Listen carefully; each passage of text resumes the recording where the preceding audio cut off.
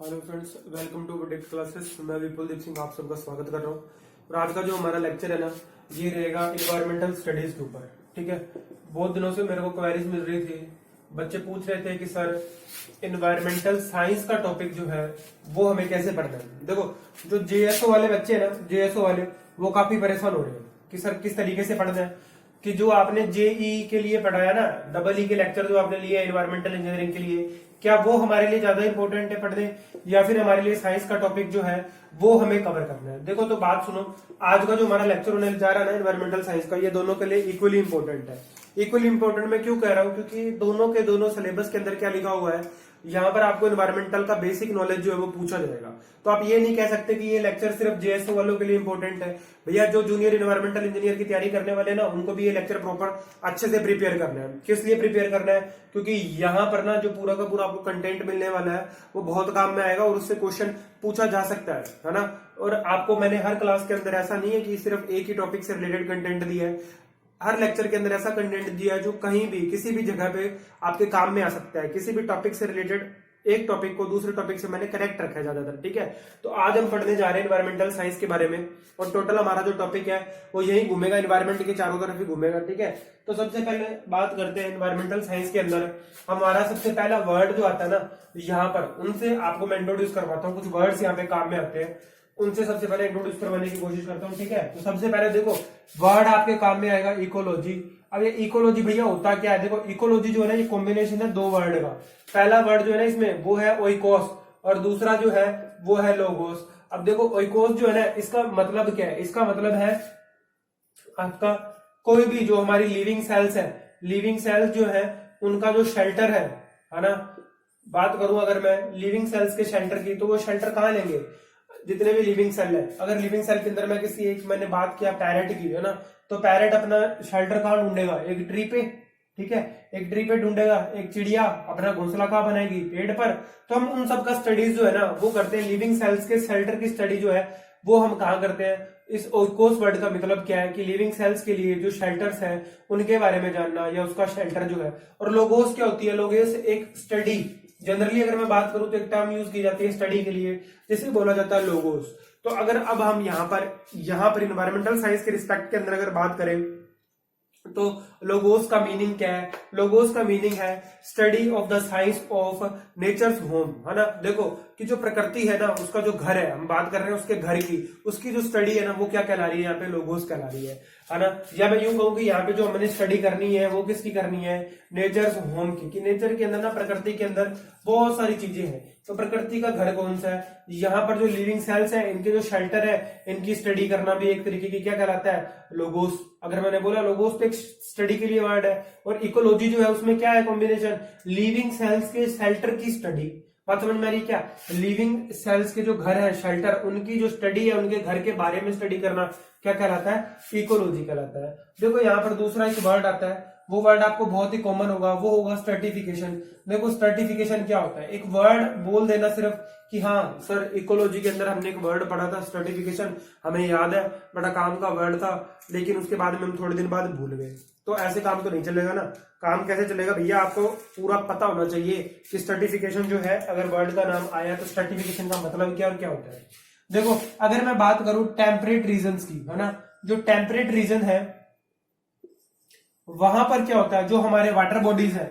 अगर मैं बात करूं किसी लेक की, है ना, ये थोड़ा ज्यादा नीचे चला गया। देखो अगर मैं बात करूं किसी लेक की, तो एक लेक के अंदर मैंने ना क्या किया, यहाँ पे बताया आपको कि भैया ये वाटर बॉडी है, मेरा लेक है, जिसके अंदर पूरा का पूरा पानी कंप्लीट फिल भरा हुआ है। अब होता क्या, देखो इसके अंदर ना 3 जोन बनते हैं। पहला जोन जो होता है ना, मान लो मैंने कहा ये मेरा जोन था, जो बॉटम वाला जोन है। एक मैंने ये कहा कि ये मेरा टॉप वाला जोन है, जो यहां से यहां तक, इसके अंदर एक मेरे को लिविंग सेल्स की कोई कम्युनिटी मिल सकती है, एक कम्युनिटी मुझे कोई यहां मिल सकती है। अब ये जो बीच वाला है ना, ये जो बीच वाला जोन, इसमें आपने कहा कि सर इसमें भी तो कोई ना कोई कम्युनिटी होगी ना।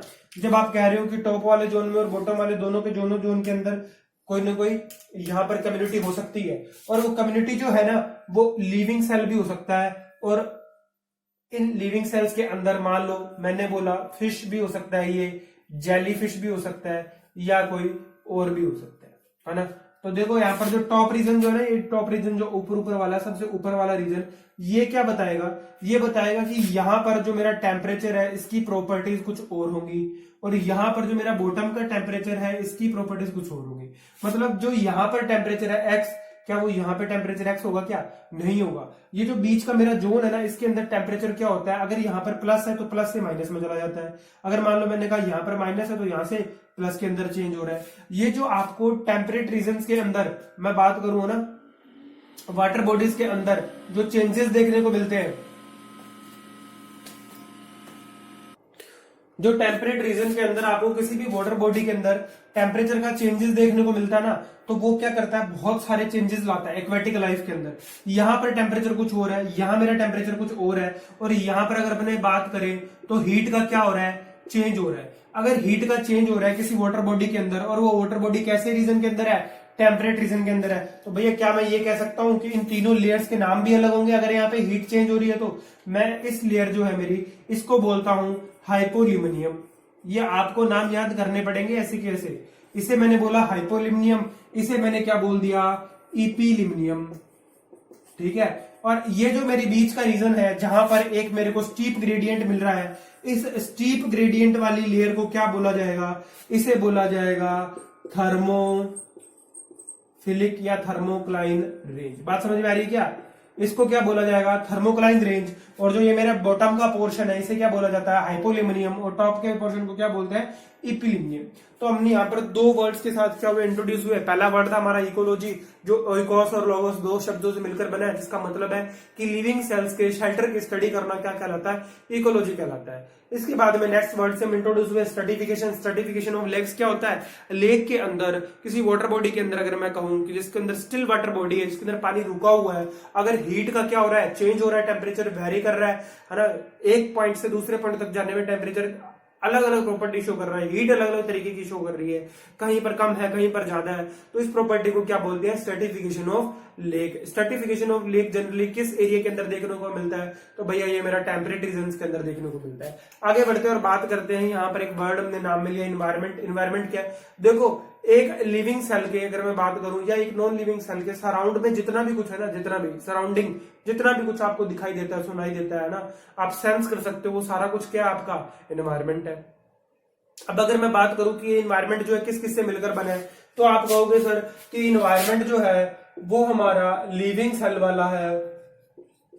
ठीक है, आपने यही कह के छोड़ दिया, तो मैंने आपको बोला कि नहीं भैया इसके अंदर आपका नॉन लिविंग सेल भी आएगा। आपने कहा ठीक है सर, जब लिविंग सेल और नॉन लिविंग सेल आ गए तो हम यहाँ पर क्या किसी और चीज को भी रख सकते हैं क्या, अगर कोई बच गया तो बीच में इन दोनों के अलावा, लिविंग और नॉन लिविंग के अलावा कुछ और भी है, तो क्या वो भी होगा क्या इसके अंदर इंक्लूड? तो मैंने कहा बिल्कुल सही बात। एनवायरमेंट जो है वो एक सम है, वो टोटल है, कलेक्टिव फॉर्म है living cells, non living cells, और ऐसी सेल्स जो इन दोनों के अंदर नहीं आती लेकिन फिर भी एनवायरमेंट के अंदर मौजूद है, that is collectively called as environment. ठीक है, उम्मीद करता हूं आपको समझ में आए होंगे तीनों शब्द कि इकोलॉजी क्या है, स्ट्रेटिफिकेशन ऑफ लेक क्या होता है, और एनवायरमेंट क्या है। देखो एनवायरमेंट जो है लिविंग और नॉन लिविंग की जब हमने बात करी, तो यहाँ पर क्या होगा, ट्रीज, ऐसे ट्रीज कुछ लिविंग भी होते हैं, कुछ ऐसे भी हैं नॉन ग्रीन ट्रीज जो है वो भी इसके अंदर आते हैं एनवायरमेंट के अंदर, बिल्कुल आते हैं, है ना। अब मैंने बोला कहीं पर एक लकड़ी का टुकड़ा पड़ा है, अगर मैंने बोला हवा पड़ी है, तो हवा पड़ी तो नहीं है, हवा चल रही है, हवा बह रही है, विंड इज ब्लोइंग। तो ये सारी चीजें जो है ये क्या है, अबायोटिक है। नेचर के अंदर क्या है, विंड क्या है, अबायोटिक है। टेम्परेचर क्या है, बायोटिक है। बायोटिक क्या होगा, बायोटिक जो है वो क्या होगा, ग्रीन ट्री जो हमारा वो क्या है, बायोटिक है। नॉन ग्रीन ट्री भी क्या है, बायोटिक है। तो ऐसी सारी चीजें जो है ना, ये सारे के सारे क्या है, फैक्टर्स हैं, कंपोनेंट्स हैं, किसके, एनवायरमेंट के। अब हम यही स्टडी करने जा रहे हैं। एनवायरमेंट होता क्या, कलेक्टिवली अगर मैं बोलूं तो लिविंग और नॉन लिविंग सेल्स का ऐसा कॉम्बिनेशन, जिसमें क्या होता है कि एक लिविंग सेल का दूसरी लिविंग सेल के साथ कोई ना कोई रिलेशनशिप होता है। ठीक है, ये रिलेशनशिप थोड़ा कॉम्प्लेक्स होते हैं। अगर मैं बात करूं किसी लिविंग सेल का फिजिकल एनवायरनमेंट के साथ कैसा रिलेशनशिप है, तो उसे भी समझने के लिए हमें काफी डेप्थ के अंदर जाना पड़ता है। ठीक है, आगे बढ़ते हैं, हम कंपोनेंट स्टडी करते हैं कि एनवायरनमेंट के कंपोनेंट कौन कौन से होते हैं। देखो यहां पर अगर अपने बात करें तो आपने अभी, मैंने आपको दो नाम बताए कि अबायोटिक और बायोटिक, तो आप समझ गए होंगे कि अबायोटिक कौन से हैं और बायोटिक कौन से हैं। देखो अबायोटिक वो सारे के सारे मेरे फैक्टर्स होंगे जो रिप्रेजेंट करते हैं किसी न किसी ऐसी चीज को जो आप डायरेक्टली, मतलब मैं क्या कर रहा हूं, डायरेक्टली आप सेंस कर सकते हो, है ना। अब आप, मैंने कहा कि विंड ब्लोइंग, तो हवा चल रही है, आपको महसूस होती है, जब हवा चलती है तो होती है ना। जब आपको गर्मी लगती है तो महसूस होता है क्या, तो ठीक है। अगर मैं बोलूं कि अबायोटिक जो मेरे हैं वो सेंस किए जा सकते हैं, तो क्या यहाँ पर विंड सेंस करी जा सकती है, यस। क्या यहाँ पर टेम्परेचर सेंस किया जा सकता है, यस, ठीक है। क्या यहाँ पर बात करूं मैं रेन की, तो क्या रेन सेंस की जा सकती है, यस, ठीक है। आप कहोगे सर ह्यूमिडिटी, बिल्कुल जी बिल्कुल, इन्वायरमेंट से रिलेटेड। अगर मैं बात करूं वेदर के अंदर जितनी भी चीजें आ रही हैं सारी आपकी अबायोटिक है। अगर अपने बात करें बायोटिक की, तो बायोटिक के अंदर कौन से आएंगे, बायोटिक के अंदर आप कहोगे सर ग्रीन ट्री आ गया। अब मैं कहूंगा कि ग्रीन ट्री तो आया ही आया, नॉन ग्रीन ट्री भी आएगा, ठीक है, तो ये भी आएगा। अब इनके अलावा देखो यहाँ पर नॉन ग्रीन ट्री और ग्रीन ट्री तो है बायोटिक के एग्जाम्पल के अंदर, इनके अलावा देखो कुछ और भी है। जैसे मैं बात करूं डिकम्पोजर्स की, तो डिकम्पोजर्स भी क्या है, इसका एग्जांपल होंगे। डिकम्पोजर्स होते कौन से हैं भैया, भक्षण करने वाले। मनुष्य का दोस्त आपका बैक्टीरिया जो है वो क्या है, भक्षक है, एक तरीके का खत्म कर रहा है, ठीक है, उसे क्या बोला जाएगा, बायोटिक बोला जाएगा। और अगर मैं बात करूं ह्यूमन की, तो ह्यूमन खुद भी क्या है, बायोटिक है, ठीक है। बात समझ में आती है क्या। कंपोनेंट ऑफ एनवायरनमेंट में हमने पढ़ा कि बायोटिक और अबायोटिक दो तरीके के होते हैं। अब इनके अंदर क्या आता है, हमने ये जाना कि जितने भी, अगर मैं वेदर से रिलेटेड चीजों की बात करूं तो वो सारी की सारी किसमें जाएंगी, वो सारी की सारी जाएंगी अबायोटिक में। और बायोटिक में मेरा जाएगा green tree, non green tree, decomposers और ह्यूमन जाएगा। देखो जब यहाँ पर बात आती है ना डिकम्पोजर्स की, तो यहाँ पर ना एक बहुत बड़ा कंसेप्ट स्टार्ट हो जाता है जब डिकम्पोजर्स की हम बात करते हैं। तो देखो इन्वायरमेंट के अंदर ना हजारों तरीके के बैक्टीरिया हैं, सिंगल सेल है, मल्टी सेल है, बहुत सारे हैं। लेकिन इनमें से ना कुछ ऐसे बैक्टीरिया हैं जो हमारे बहुत ज्यादा काम में आने वाले हैं। उनको ना मैं आपको ट्रिक के साथ याद करवाता हूँ। देखो ट्रिक जो होती है ना, मैंने आपको ऐसी ट्रिक दी है जो मैं खुद काम में लिया करता था। और यहाँ पर ये जो ट्रिक है ना, ये मैंने जब इन्वायरमेंटल इंजीनियरिंग पढ़ी थी पहली बार तभी क्रिएट कर ली थी। देखो मेरा याद करने का तरीका क्या था, हिंदी मीडियम वालों ने बहुत अच्छे से कहावत पढ़ी होगी, नाच न जाने आंगन टेढ़ा। तो यहाँ पर जो ये नाच है ना, ये आपके काम में आने वाला है। एन का मतलब क्या है, नाइट्रोजन भैया, एन का मतलब यहाँ क्या है, नाइट्रोजन। और सी का मतलब क्या है, कार्बन। और ए का मतलब क्या है, ऑटोट्रॉप। देखो ऑटोट्रॉप जो है ना मेरा, वो क्या खाएगा, नाइट्रोजन खाएगा। और जो मेरा हिट्रोट्रॉप है ना भैया, मेरा हिट्रोट्रॉप क्या खाएगा, ये खाएगा कार्बन।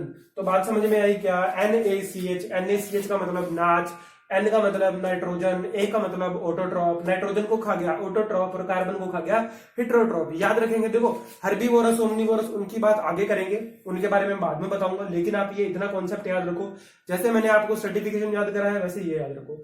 अब ना एक यहाँ पर ना कुछ ऐसे वर्ड्स भी आते हैं जो आपको कहीं नहीं मिलेंगे, वो आपको मैं ही समझाऊंगा, क्योंकि मैंने खुद ने बहुत डीप के अंदर बैक्टीरिया को स्टडी किया है। स्टडी करने का कारण ये नहीं है कि मैं आपको यहाँ पे पढ़ाने के लिए आया हूँ इसलिए, ठीक है।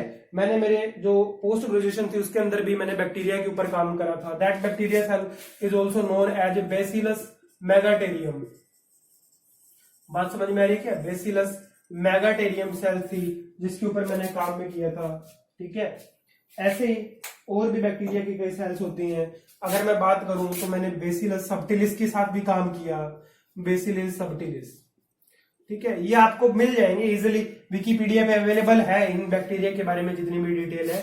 सबटिलिस हुआ, मेगाटेरियम हुआ, इनके ऊपर। अब इनके बारे में ना अपने थोड़ा सा बात क्यों करना चाह रहे हैं, देखो बात समझो। यहाँ पर जब भी मैं बोलूंगा ना, एग्जांपल दूंगा लिविंग सेल का, तो आपका ध्यान ना सिर्फ और सिर्फ लिविंग सेल कहते ही मेरा बैक्टीरिया की तरफ जाना चाहिए। आपको ये नहीं लगना चाहिए कि लिविंग सेल के बाद मैं ह्यूमन की कर रहा हूँ, ठीक है। ह्यूमन को एग्जाम्पल अपने नहीं लेंगे, ह्यूमन का एक अलग नेचर है। हम यहाँ पर बेसिलस को एग्जांपल लेंगे, या बैक्टीरिया की बात करूं मैं तो हम इसका एग्जांपल लेंगे as a living cell example लेंगे, ठीक है। बात समझ में आ रही है। इसके बारे में मैं आपको क्या बताने वाला था कि बहुत सारे लिविंग सेल्स ऐसे होते हैं कि वो अपने सोर्स ऑफ एनर्जी के लिए या तो किसी पे डिपेंडेंट रहते हैं, किसी पे इंडिपेंडेंट होते, कुछ इंडिपेंडेंट होते हैं, कुछ डिपेंडेंट होते हैं।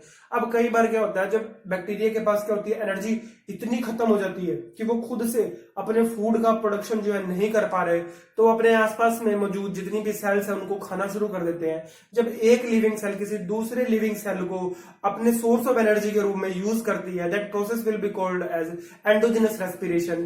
ठीक है, बात समझ में आई क्या? एंडोजेनस रेस्पिरेशन मेरा क्या होता है? When there is no source of energy available in the nature, then the bacterial cells, है ना, कोई भी ऐसी सेल, लिविंग सेल कहूं, बैक्टीरियल सेल कहूं, जो दूसरी लिविंग सेल को खाकर अपना गुजारा करती है, या अपनी ही कम्युनिटी के अंदर एक सेल जो है दूसरी सेल को नष्ट कर रही है सिर्फ अपना सोर्स ऑफ एनर्जी के लिए, तो ऐसी प्रोसेस क्या कहलाती है? एंडोजेनस रेस्पिरेशन कहलाती है। ठीक है, तो ये नाम वगैरह बेसिलस, मेगाटेरियम वगैरह ये आपको भी याद नहीं करने। लिविंग सेल बोलूं तो आपको एग्जांपल में याद रखना है कि बैक्टीरिया। बायोटिक और बायोटिक की बात करी, अब हम आगे बढ़ते हैं, एक ऑर्गेनाइजेशन पढ़ते हैं कि हमारा जो ऑर्गेनाइजेशन है इकोलॉजी का, वो किन किन कंपोनेंट के अंदर बटा हुआ है। तो ये लगभग 6 कंपोनेंट के अंदर बटा हुआ है। आगे हमारे कुछ जो लेक्चर है ना आगे सीरीज के अंदर, वो इन्हीं के ऊपर चलने वाली है। ठीक है, अब आगे बात करते हैं हमारे ऑर्गेनाइजेशनल जो स्ट्रक्चर है इकोलॉजी का, उसके अंदर कितने फैक्टर हैं उनके ऊपर पढ़ने जा रहे हैं, स्टडी करने जा रहे हैं। ठीक है, तो सबसे पहला जो फैक्टर है ना वो है इंडिविजुअल। देखो नाम से पता चल रहा है कि पहला फैक्टर, मैंने जैसे नाम लिया तो नाम आया इंडिविजुअल। इंडिविजुअल तो आप कहोगे कि सर हाँ, अगर हम किसी एक सर्टेन बंदे की बात कर रहे हैं, किसी एक सर्टेन चीज के बारे में पता कर रहे हैं, तो वो मेरा क्या होगा? इंडिविजुअल होगा। हाँ जी, बिल्कुल सही बोल रहे हैं आप कि भैया इंडिविजुअल जो है ना, देखो जब कोई भी लिविंग सेल जो है वो खुद ब खुद अपना क्या कर रही है? फंक्शनल बॉडी बना रही है। खुद ब खुद एक क्या है? फंक्शनल बॉडी की फॉर्म के अंदर है, खुद ब खुद एक फंक्शनल बॉडी बन रही है, अकेली सर्वाइव कर रही है, कह रही है कि मैं खुद से खाना बना लूंगी और अपना पेट पाल लूंगी। That will be called as individual. कोई भी मेरी लिविंग सेल जो क्या है एक फंक्शनल बॉडी के रूप में खुद को एस्टेब्लिश कर चुकी है, बता रही कि मैं सस्टेन कर सकती हूँ, लाइफ को सर्वाइव कर सकती हूँ, जी सकती हूँ, एक फंक्शनल बॉडी की तरह काम करती है, that is called as individual. बात समझ में आई क्या? हर वो लिविंग सेल इंडिविजुअल है जो खुद से अपना भरण पोषण कर रही है। बात समझ में आ रही है? ये होता है इंडिविजुअल। नेक्स्ट आगे बढ़ते हैं, अगला फैक्टर जो है, देखो ये किस टॉपिक के अंदर पढ़ रहे हैं हम? ये पढ़ रहे हैं ऑर्गेनाइजेशन ऑफ इकोलॉजी। ठीक है, ऑर्गेनाइजेशन ऑफ इकोलॉजी जो है 6 फैक्टर के ऊपर डिपेंड है। अब ये जो 6 फैक्टर है इनको हम एक एक करके पढ़ रहे हैं, जिसमें पहला मैंने आपको इंडिविजुअल बताया। अब दूसरा मैं आपको बताने जा रहा हूं पॉपुलेशन। पॉपुलेशन के बारे में ना हम बहुत डेप्थ के अंदर एनवायरमेंटल इंजीनियरिंग में स्टडी कर चुके हैं, फिर भी मैं यहाँ पे आपको बताता हूं। देखो पॉपुलेशन किसको बोलेंगे? अ ग्रुप ऑफ ऑर्गेनिजम्स। ठीक है, बात समझ में आ रही है क्या? ऑर्गेनिज्म का एक ग्रुप जो है, या मैं यूं कहूं कि एक सेल्स का ग्रुप जो है, ठीक है, वो किसको रिप्रेजेंट कर रहा है? पॉपुलेशन को रिप्रेजेंट कर रहा है। A group of micro organism, और अगर मैं बोलूं कि अ group of living sales represent the population. देखो मैंने बोला कि एक किसी बैक्टीरिया की, बेसिली बैक्टीरिया की, अगर मैंने बोला कि भैया इसकी जो है ना बहुत सारी सेल्स वहां पे पड़ी है, तो आप कहोगे कि क्या है? वहां पे एक पॉपुलेशन है, किसकी? बेसिलस बैक्टीरिया की पॉपुलेशन है। तो पॉपुलेशन से मतलब क्या निकालते हैं हम? अ group of person, a group of people, और यहाँ पर किस रिस्पेक्ट में बात हो रही है? अ ग्रुप ऑफ ऑर्गेनिजम्स और a group of living cells, that is called as population. अब आप कहोगे सर कि हाँ, हमने पॉपुलेशन को इफेक्ट करने वाले फैक्टर एनवायरमेंटल इंजीनियरिंग में पहले से ही पढ़े हैं, और वो हमारे होते थे birth, migration and last one is death. अब आप कहोगे सर ये यहाँ पर कैसे रिलेटेड है? तो सर बिल्कुल रिलेटेड है। देखो बैक्टीरिया जो होता है, मैंने पहले भी इन्वायरमेंटल इंजीनियरिंग में डिस्कस किया था एक दिन और बताया था कि भैया बैक्टीरिया जो है ना वो 2 काम करता है। एक तो अपनी सेल का रिप्रोडक्शन, और दूसरा जो है अपनी सेल से दूसरे बैक्टीरिया बनाता है, रिप्रोडक्शन हो गया, और अपनी सेल का क्या करता है? मेंटेनेंस करता है। ये 2 काम करता है वो, उसके अलावा और तीसरा कोई काम नहीं करता दुनिया के अंदर। ठीक है, अब यहां पर क्या होता है? अगर बर्थ की बात कर रहा हूं मैं, तो बर्थ किस सेंस में? भैया रिप्रोडक्शन की बात कर रहा हूं मैं। क्या बात कर रहा हूं? रिप्रोडक्शन की बात कर रहा हूं। अगर मैं बोल रहा हूं माइग्रेशन की, तो इसका मतलब ये है कि एक जगह पर अगर मान लो फूड खत्म हो गया, क्या खत्म हो गया? फूड मेरा खत्म हो गया, तो जो बैक्टीरियल सेल्स हैं वो उस जगह को छोड़कर कहां जाएंगी? दूसरी जगह पर जाएंगी। बात समझ में आ रही है क्या? दूसरी जगह पर जाएंगी, ट्रांसफर होंगी, है ना। तो पॉपुलेशन इफेक्ट हो रही है ना। कुछ पॉपुलेशन जो यहाँ थी उसे फूड नहीं मिल रहा था, वो वहां से छोड़कर किसी दूसरी जगह पे चली गई।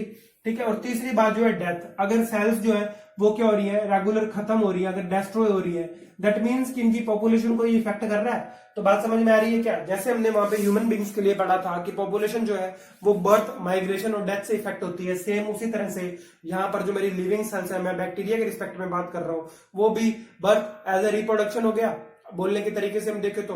और जो हमारा माइग्रेशन है वो क्या है कि सोर्स ऑफ एनर्जी जो है इनका, फूड जो है किसी जगह खत्म हुआ तो ये क्या हो गए, वहां से डिस्प्लेस होना शुरू हो गए, ट्रांसफर होना शुरू हो गए, दूसरी जगह जाना शुरू हो गए। और तीसरी जो है डेथ, सेल्स कहीं पे खत्म होने लग गई अपने आप, तो वो क्या हो गया, पॉपुलेशन को इफेक्ट करता है। समझ में आ रही है क्या बात? पॉपुलेशन क्या है? पॉपुलेशन है अ ग्रुप ऑफ ऑर्गेनिज्म और group of living cells is collectively known as population. ठीक है, अब तीसरा बात करते हैं। तीसरा मेरा जो पॉइंट है बड़ा इंपॉर्टेंट पॉइंट है, और वो है कम्युनिटी। देखो कम्युनिटी क्या होता है, जब हमने बात करी कि एक बैसिली, मैंने बोला कि भैया वहां पर बैसिलिस मैगिटेरियम एक बैक्टीरिया पड़ा है, आपने कहा ठीक है सर वहां पे इसकी कुछ सेल्स होंगी, मैंने कहा हाँ वहां पे कुछ सेल्स प्रेजेंट है। तो आपने कहा कि वहां पर किसी एक सेल की क्या है, पॉपुलेशन है, और जहां पर किसी एक सेल की पॉपुलेशन है उस पॉपुलेशन को मैंने कैटेगराइज कर दिया एज ए बैक्टीरिया। तो मेरा बैक्टीरिया क्या है, एक कम्युनिटी है। बात समझ में आ रही है क्या? बैक्टीरिया क्या है, एक कम्युनिटी है, और बेसिलस क्या है, एक पॉपुलेशन है। सिंपल सा एग्जांपल मैं दूं, मैंने ये बोला आपको कि इंडिया के अंदर जो लोग रहते हैं, हिंदुस्तानी क्या है, एक हिंदुस्तानी जो है, हमने क्या बोला, एक देश है, कंट्री है, लेकिन इसके अंदर मैंने बोला कि पंजाबी, या मैंने बोला राजस्थानी, तो राजस्थानी लोग जो है वो क्या है, कम्युनिटी है, कम्युनिटी को रिप्रेजेंट कर रहे हैं, उनके अंदर कुछ ना कुछ लोगों की पॉपुलेशन होगी। तो बात समझ में आ रही है कि वैसे मैंने बोला यहाँ पर बेसिलस मैगेटेरियम मेरा क्या है, एक पॉपुलेशन को रिप्रेजेंट कर रहा है, और उसकी जो कैटेगरी है वो क्या है, वो बैक्टीरिया है। That bacteria is also known as community. ठीक है, बात समझ में आ रही है क्या? तो कम्युनिटी क्या है, एक पॉपुलेशन जो है उसी को रिप्रेजेंट कर रहे हैं हम, किस टर्म्स के अंदर, कलेक्टिवली रिप्रेजेंट करते हैं यहाँ पे हर चीज को एनवायरमेंट के अंदर। तो कम्युनिटी क्या है, जो पॉपुलेशन है ना, बहुत सारी पॉपुलेशन जो है उनका रिलेशनशिप है एक दूसरे के साथ, अलग अलग, अगर मैं बात करूं अलग अलग माइक्रो ऑर्गेनिज्म का या अलग अलग लिविंग सेल्स का किसी दूसरी लिविंग सेल के साथ जो मेरा रिलेशनशिप बनता है वो क्या है, कम्युनिटी को रिप्रेजेंट करता है। अब कम्युनिटी जो है ना दो तरीके की होती है, एक होती है मेजर, एक होती है माइनर। देखो कम्युनिटी दो तरीके की है, मैं आपको दोनों एग्जांपल के साथ समझाऊंगा और आपको समझ में भी आएगा। मैंने बोला मेरी जो कम्युनिटी है वो एक होती है मेजर और दूसरी है माइनर। अब आप कहोगे सर इन दोनों में डिफरेंस क्या है? मेजर कम्युनिटी मेरी वो होगी जो वो क्या है, इंडिपेंडेंट है। क्या है? इंडिपेंडेंट है, जो कहती है कि भैया मैं तो खुद का खाना खुद से बनाऊंगी। अगर खुद का खाना खुद से बनाएगी तो एनर्जी कहां से लेगी भैया? सन से लेगी, सोलर एनर्जी को यूज करती है as a source of energy. That means हम ये बोल सकते हैं कि मेरी जो मेजर कम्युनिटी है वो क्या है, इंडिपेंडेंट है, वो सोर्स ऑफ एनर्जी के रूप में किसको यूज कर रही है, सन को यूज कर रही है। तो अब आप कहोगे कि सर माइनर के अंदर क्या होगा? बिल्कुल इसका उल्टा, ये क्या होगी, डिपेंडेंट होगी। बिल्कुल जी डिपेंडेंट होती है। क्या ये सोर्स ऑफ एनर्जी सन को यूज करेगी? तो नहीं करेगी। मैंने ही बोला कि जो मेरी मेजर कम्युनिटी है वो एक एग्जांपल है किसका, इंडिपेंडेंट का, कि ये खुद का सर्वाइवल खुद कर रही है, और इसके लिए सोर्स ऑफ एनर्जी क्या है, सन है। और जो मेरा माइनर है वो डिपेंडेंट है, और डिपेंडेंट होने की वजह से वो क्या कर रहा है, source of energy as a sun use कर रहा है क्या? नहीं कर रहा, वो डिपेंडेंट है। अब देखो मैं आपको ना एग्जाम्पल से समझाता हूँ। अगर माइनर की बात करें तो आपने काउडंग केक देखा है ना फ्रेश फॉर्म के अंदर। अब आप कहोगे हाँ सर देखा है, सिविल वाले हैं हमने तो देखा ही है। तो जो काउडंग केक जो है अगर इसे हम 72 आवर्स के लिए किसी एक ही जगह पर पड़ा रहने दो, डिस्टर्ब ना करें, तो अगर ये अनडिस्टर्ब फॉर्म के अंदर पड़ा है तो आपने देखा होगा कि इसके ऊपर बैक्टीरिया की कुछ सेल्स आ जाती हैं कुछ ही दिन के अंदर। ये जो सेल्स होती हैं इसको पूरी तरह से कवर कर लेती हैं और इसको क्या कर देती हैं, स्टेबलाइज कर देती हैं। इसको स्टेबलाइज करने का मतलब क्या है कि भैया इसके अंदर क्या कर देती हैं, नाइट्रोजन का स्थिरीकरण कर देती हैं। अब आप कहोगे सर कि N2 का नाम आया, तो N2 का एक साइकिल होता है और उस साइकिल के अंदर जो बैक्टीरिया पाए जाते हैं वो होते हैं नाइट्रोबैक्टर और नाइट्रोसोमोनास होते हैं। यहाँ पर कौन सा है? तो यहाँ पर मैं आपको सिंपली समझा देता हूँ कि यहाँ पे हिट्रोट्रॉप्स है, जो एक लेयर है यहाँ पर काउडंग केक के ऊपर जो इसको कंप्लीटली कवर कर रही है, वो क्या है, हाइड्रोट्रॉप्स की है। और ये सोर्स ऑफ एनर्जी क्या सन को यूज कर रहे हैं क्या? ये यहाँ पर सन को नहीं यूज कर रहे, ये क्या कर रहे हैं, खुद से। देखो यहाँ पर इनको जो फॉर्म, यहाँ पे जो फूड पड़ा है ना उसके लिए इसके ऊपर डिपेंडेंट है ना। अगर फूड होगा तो बैक्टीरिया सर्वाइव करेगा, अगर फूड नहीं है तो क्या सर्वाइव कर सकता है क्या? नहीं कर सकता। दैट मीन्स कि हेटेरोट्रॉप बैक्टीरिया जो मैंने यहाँ पे आपको एग्जांपल दिया है, या मैंने ऐसी लिविंग सेल्स का जो एग्जांपल दिया जो काउडंग केक को कवर कर रही है कलेक्टिवली, वो क्या है, डिपेंडेंट है। क्या सोर्स ऑफ एनर्जी सन को यूज कर रही है क्या? नहीं, वो एक दूसरे के ऊपर डिपेंडेंट है। अगर खाना खाएंगी तो पूरा खाएंगी और इसको खत्म कर देंगी, नहीं खाएंगी तो ऐसा नहीं है कि वे इंडिविजुअल के रूप में सर्वाइव कर सकती है। बात समझ में आई? और मेजर कम्युनिटी जो क्या है वो इंडिपेंडेंट है। इंडिपेंडेंट होने की वजह से वो क्या करती है, as a source of energy किसको यूज करती है, सन को यूज करती है। ठीक है, तो आगे बढ़ते हैं और जानना शुरू करते हैं कुछ इंपॉर्टेंट डेज के बारे में। ठीक है, आज ना मैंने आपको जितनी जानकारी दी है यहाँ पर 3 फैक्टर्स के बारे में बताया। मैंने आपको कम्युनिटी के बारे में बताया, इंडिविजुअल के बारे में बताया और पॉपुलेशन के बारे में बताया। ठीक है, अभी हम लोग ना आज इकोसिस्टम वगैरह डिस्कस नहीं करेंगे। इकोसिस्टम जो रहेगा ना हमारा, वो नेक्स्ट लेक्चर के अंदर रहेगा। आज आप इतना समझो, क्योंकि मैंने आज आपको काफी टेक्निकल टर्म्स बता दिए और एक टेक्निकल टर्म मैं आपको और भी बताऊंगा। देखो वो भी मैं आपको बताता हूँ। देखो वो क्या होता है, ये वर्ड भी आपको काम में देगा। वो बच्चे जो आईएएस शंकर की बुक जो है ना, कह रहे थे कि सर हमें पढ़नी है, मैंने वहां पे सेंड कर दी टेलीग्राम ग्रुप में, वो पढ़ भी रहे होंगे। लेकिन देखो आईएएस शंकर बुक जो है ना, वो आपकी सफिशिएंट नहीं है इस एग्जाम के लिए। क्यों? क्योंकि यहाँ पर न्यूमेरिकल नहीं दिए हुए, पहली बात। दूसरी बात ये, अगर आपको इन्वायरमेंटल साइंस पढ़नी है, ईएस पढ़ना है, तो सिर्फ इसमें से बेसिक मिल सकता है और कुछ नहीं मिल सकता आपको।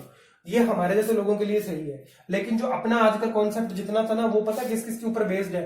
वो है बाजीराव और रावी, ठीक है, न्यू एज पब्लिकेशन की जो बुक है उसके ऊपर, एनवायरमेंट की, आईएएस शंकर के ऊपर बेस्ड है। ठीक है, देखो मैंने ना आपको नोट्स के अंदर भी ना जो कंटेंट है ना, अलग अलग जगह से दिया। अगर कहीं पे 4 लाइनें लिखी हुई हैं और 4 लाइनें मुझे अलग अलग बुक के अंदर अच्छी मिली, तो मैंने उनको कलेक्ट करके एक जगह पर रख दिया। ऐसा ही आपको मैं यहाँ बताऊंगा। ये जो है ना आईएएस शंकर वगैरह की हमारे पढ़ने के लिए सही है, क्योंकि हमने आपको पढ़ाना है। ठीक है, अगर मैं यहाँ पर खड़ा हूं तो मुझे कम से कम 3 से 4 बुक्स के अंदर से मेरे को पता होना चाहिए कि हाँ किस बुक में क्या दिया हुआ है कंटेंट। ठीक है, आप लोगों के लिए नहीं, आईएएस शंकर पढ़ के आप न्यूमेरिकल सोल्व नहीं कर सकते। ठीक है, बात समझ में आ रही क्या? और पूछा जाएगा न्यूमेरिकल, भैया वो फूड पिरामिड बनवा देगा आपसे, कुछ भी बनवा देगा, वो सब चीजें आपको इसमें मिल जाएंगी, इजी चीजें जो है। लेकिन आप सिंगल यूज प्लास्टिक ढूंढने जाओगे, यहाँ 4 लाइन पढ़िए। ठीक है, इसके अंदर डेटा नहीं दिया हुआ है। बात करते हैं अपने, आगे बढ़ते हैं। और एक आपको मैं एक रिलेशनशिप देने वाला था। That relationship is also known as symbiotic relationship. Symbiotic relationship क्या होता है देखो, या सिम्बोटिक रिलेशनशिप इसको बोलते हैं। सिम्बायोटिक रिलेशनशिप क्या होती है? ये होती है, देखो अगर बात करें ना आप ना एनवायरमेंट के अंदर, फंजाई और जो हमारा क्या है अलगी, इन दोनों के अंदर ना सिम्बोटिक रिलेशनशिप मिलता है। फंजाई को सर्वाइव करने के लिए क्या चाहिए होता है? कार्बन। बात समझ में आ रही है? और अलगी को चाहिए होता है फोटोसिंथेसिस करा दे उसका कोई। ठीक है, तो ये दोनों क्या करते हैं, एक दूसरे की हेल्प से चल लेते हैं। कहता तुम हमें प्यार दो, हम तुम्हें प्यार देंगे, दोनों मिलकर एक घर बसा लेते हैं। और वो घर क्या कहलाता है? हमारा कोरल रीफ कहलाता है। भैया बहुत ही कठिन कॉन्सेप्ट बहुत ही इजीली आपको मैंने दे दिया। सिम्बोटिक रिलेशनशिप क्या होता है? फंजाई और अलगी का रिलेशनशिप है, जहां पे फंजाई को कार्बन चाहिए और अलगी को फोटोसिंथेसिस कराने में हेल्प चाहिए फंजाई की। तो इन दोनों ने मिलकर क्या बना दिया? कोरल रीफ बना दिया। फंजाई, ये जो अलगी है, ये क्या करता है? ये इनको रहने के लिए शेल्टर प्रोवाइड कराता है फंजाई को। ठीक है, और वहां जो शेल्टर होता है वो धीरे धीरे बड़ा होने लग जाता है, क्योंकि ये क्या करते हैं, देखो कैल्शियम कार्बोनेट इकट्ठा करना शुरू कर देते हैं, ये प्रिसिपिटेट बनाते हैं। और जो कैल्शियम कार्बोनेट होता है ये इकट्ठा होकर क्या बनता चला जाता है? रॉकी फॉर्म में आता चला जाता है, जिससे क्या बन जाते हैं? आइसलैंड बन जाते हैं, आयरलैंड बन जाते हैं आपके। और सबसे बड़ी कोरल रीफ जो आपको पता ही होगी, जीके का क्वेश्चन भी है, सबसे बड़ी कोरल रीफ कौन सी कंट्री है? सिंगापुर है। ठीक है, तो ये सब आपको ना याद रखना है। ये रिलेशनशिप मैं आपको देने वाला था कि सिम्बोटिक रिलेशनशिप क्या होता है। सिम्बोटिक रिलेशनशिप है ना, वो एक ऐसी चीज है जिसमें दो कम्युनिटी एक दूसरे के ऊपर क्या है, एक दूसरे के ऊपर डिपेंडेंट है, जिनका सर्वाइवल एक दूसरे के बिना नहीं हो सकता। ऐसे ही अलगी और जो फंजाई है, इनका नहीं हो सकता। ठीक है, ये सिम्बोटिक रिलेशनशिप होता है। आगे बढ़ते हैं, एक हेडिंग डालेंगे, national and international days. National and international days. सबसे पहले शुरुआत करते हैं इंपॉर्टेंट डेज की हमारी, तो वो है 2 फरवरी। 2 फरवरी को क्या आता है? सबसे पहला दिन जो हमारा है, ये है हमारा इंटरनेशनल, अगर इंटरनेशनल नहीं तो आप यूं लिख सकते हो, world wetland day. World wetland day. ठीक है, फिर इसके बाद में नेक्स्ट आएगा 28 फरवरी को नेशनल साइंस डे। ठीक है, बात समझ में आ रही है क्या? National science day. आगे बढ़ते और चलते हैं 21 मार्च को। 21 मार्च को आपको क्या मिलेगा? World forestry day. ठीक है, और आगे चलते हैं 22 मार्च को। 22 मार्च को आपको क्या मिलेगा? World water day. आगे बढ़ते हैं और चलते हैं 18 अप्रैल पे। 18 अप्रैल को आपको क्या मिलेगा? World heritage day. ठीक है, यहीं पर लेते चलो, ये वैसे छोटे छोटे टॉपिक है ना, इनको ना बीच बीच में ना अपने ऐसे कवर करते चले जाएंगे। उससे क्या होगा, अपने को ना अलग अलग वीडियो एक तो बनाने की और एक अलग अलग जगह जाकर चीजें देखने की जरूरत नहीं पड़ेगी। ठीक है, मैं चाहता हूं कि मेरे जो व्यूवर्स हैं, जो मेरी ऑडियंस है, वो एक ही जगह पे चीजों को पाते चले जाए और कम टाइम के अंदर ना ज्यादा चीजें पाने की कोशिश करो, है ना। आगे बढ़ते हैं 18 अप्रैल के बाद में हम आते हैं 22 अप्रैल पे। और 20 अप्रैल 22 अप्रैल को क्या होता है, मेरा अर्थ डे होता है। बात समझ में आई। अब आगे चलते हैं 22 मई पे।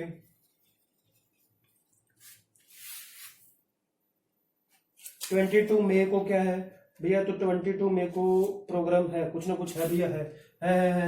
ये है वर्ल्ड बायोडाइवर्सिटी डे। ये मेरे को थोड़ा सा याद नहीं था, ठीक है, वर्ल्ड बायोडाइवर्सिटी डे, यहां तक याद हुआ। आगे बढ़ते हैं। 5 जून बहुत इंपॉर्टेंट, इंटरनेशनल एनवायरनमेंट डे, याद हुआ। नेक्स्ट 16 सितंबर वर्ल्ड ओजोन डे। अच्छा जी, नेक्स्ट वर्ल्ड ओजोन डे के बाद में 1 से 7 अक्टूबर वर्ल्ड, यहां पर ये आएगा wildlife week. Wildlife week मनाया जाता है 1 से 7 अक्टूबर को, ठीक है। फिर आता है 11 जुलाई। 11 जुलाई को क्या होता है, पॉपुलेशन डे।